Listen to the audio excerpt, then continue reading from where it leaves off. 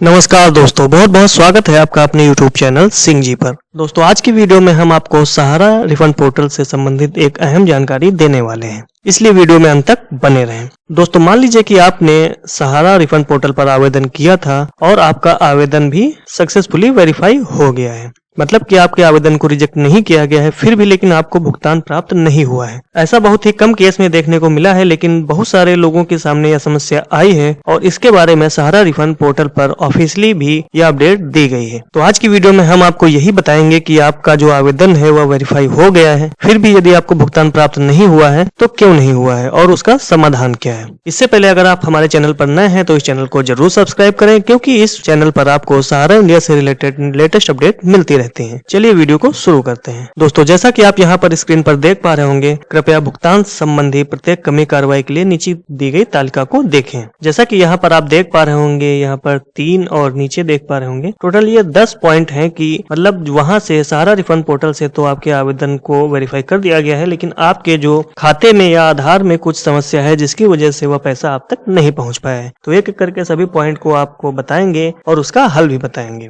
जैसा कि यहाँ पर सबसे पहले देखेंगे सीरियल नंबर 1 में जो इसका डिफिशिएंसी कोड है वह 96 है। यहाँ पर देख पा रहे होंगे आधार मैपिंग मौजूद नहीं है, आधार नंबर IIN से मैप नहीं किया गया है। सेकंड नंबर पे जो पॉइंट है डिफिशिएंसी कोड 1 है खाता बंद या स्थानांतरित, मतलब कि यहाँ एक्शन के लिए इसको बताया गया है लाभार्थी को अपने खाते को आधार नंबर से जोड़ने के लिए उस बैंक शाखा में जाना चाहिए जहां उनका सक्रिय खाता है। आधार सीडिंग के लिए फॉर्म पोर्टल पर आसानी से प्राप्त किया जा सकता है या संबंधित बैंक शाखा से प्राप्त किया जा सकता है। इन दोनों पॉइंटों का सिंपल सा मतलब यह है कि आपका खाता है जो उसमें NPCI नहीं हुआ है, मतलब उसमें आधार को इनेबल नहीं किया गया है। दरअसल होता यह है कि मान लीजिए आपके एक या एक से अधिक बैंकों में खाते हैं तो उसमें जो आधार कार्ड के थ्रू पेमेंट होती है वह किसी एक खाते में होती है। तो ऐसे में आपको NPCI के थ्रू तय करना पड़ता है कि आप आधार कार्ड के थ्रू यदि कोई पेमेंट होती है तो आप किस खाते में चाहते हैं। आपको उस खाते से संबंधित उस बैंक में जाना होता है, वहां पर NPCI का एक फॉर्म होता है, वो लेके सिंपली भर के और उसमें अपना आधार कार्ड लगा करके बैंक में जमा करना होता है, तो वहां से NPCI इनेबल कर दिया जाता है और आधार कार्ड से रिलेटेड जितनी भी पेमेंट आपकी होती है वो डायरेक्ट उस खाते में ही पैसा आता है। तो ऐसे में आपको कुछ नहीं करना है, आपको अपनी बैंक में जाना है, वहाँ NPCI का फॉर्म लेना है और उसको भर के जमा कर देना है। आपका जो ये सहारा का रुका हुआ पैसा है वह बहुत जल्द उसमें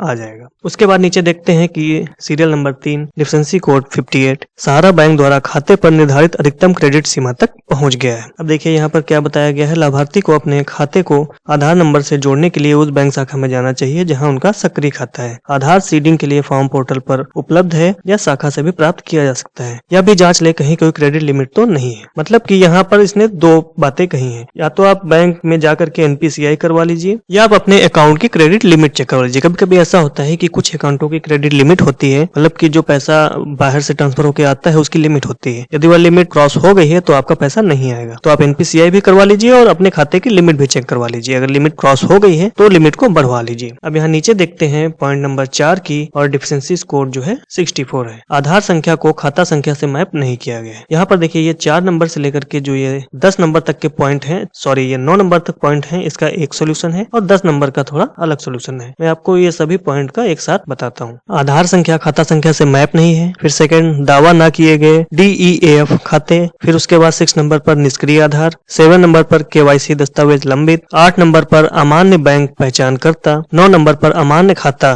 NRI PPF CC ऋण या FD। यहाँ पर जो अमान्य बता रहा है, यहाँ पर कभी कभी ऐसा होता है आपके खाते से लिंक और भी अकाउंट होते हैं जैसे PPF अकाउंट CC अकाउंट, तो आपने जो उसमें डिटेल भरी हुई है वह इन खातों की भर दी है, तो उसकी वजह से हो सकता है। अमान्य बैंक पहचान करता ये आपका eKYC से संबंधित है। यहाँ पर भी देखिए KYC निष्क्रिय आधार। तो यहाँ पर बताया गया है लाभार्थी को अपने खाते को आधार नंबर से जोड़ने के लिए उस बैंक शाखा में जाना चाहिए जहाँ उसका सक्रिय खाता है। मतलब कि आपका कुछ भी मैटर हो, यदि आपका सहारा इंडिया का पैसा आपके बैंक में नहीं पहुंचा है तो आपको सिंपली सबसे पहले तो जाकर के वहाँ NPCI कराना है, मतलब कि आधार कार्ड को अपने बैंक अकाउंट से लिंक करवाना है और साथ ही साथ क्रेडिट लिमिट को चेक करवाना है। और देख लेते हैं यहाँ पर 10 नंबर पॉइंट में खाता अवरोध या फ्रीज हो गया हो। लाभार्थी को अपने सीडेड खाते में किसी भी रुकावट को दूर करने के लिए उस बैंक शाखा में जाना चाहिए जहाँ उनका सक्रिय खाता हो। मान लीजिए आपका खाता अगर ब्लॉक भी हो गया हो तो आपको उस बैंक में जाकर के एक लेटर वगैरह लिख करके दे देना होगा ताकि आपका जो खाता रहे वह सक्रिय रहे। इन सभी पॉइंटों को देखने और समझने से बस इतना ही पता चला है कि सिंपली आपको अपने खाते में NPCI कराना है ताकि आपका पैसा पैसा डायरेक्ट रिफंड हो करके आपके खाते में आए। तो दोस्तों अगर आप अपने सहारा रिफंड पोर्टल पर आवेदन को चेक करते हो, स्टेटस में वहां वेरीफाई दिखा रहा है और फिर भी पैसा नहीं मिला है, तो आपको यही काम करना है।